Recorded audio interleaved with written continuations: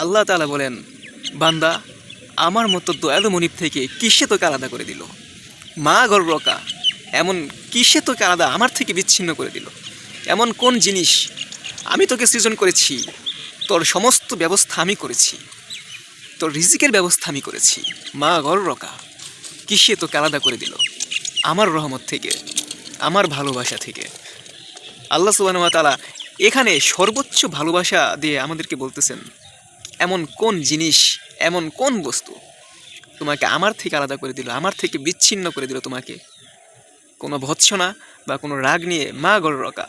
সূরা ইনফিতরের ভিতরে আল্লাহ এটা বলতেছেন না, বরং বলতেছেন যে এমন কোন জিনিস যেটা তোমাকে প্রতারিত করলো, যেটা তোমাকে বিচ্ছিন্ন করলো, তোমাকে আলাদা করলো? মা গর্রকা বি রব্বিকাল কারিম, অর্থাৎ তোমার মহান প্রতিপালক থেকে, তোমার মহান রব থেকে তোমাকে আলাদা করে দিল।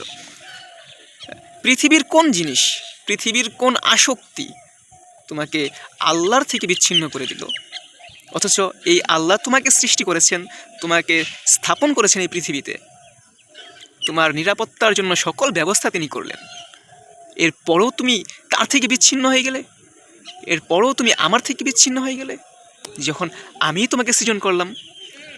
মূলত ইয়া আইয়ুহাল ইনসান মা গর্রকা বিরব্বিকাল কারিম, এই আয়াতটিতে আল্লাহ সুবহানাহু ওয়া তাআলা তার সর্বোচ্চ ভালোবাসা প্রয়োগ করছেন এবং বলছেন, কেন তুমি আমার থেকে বিচ্ছিন্ন হলে?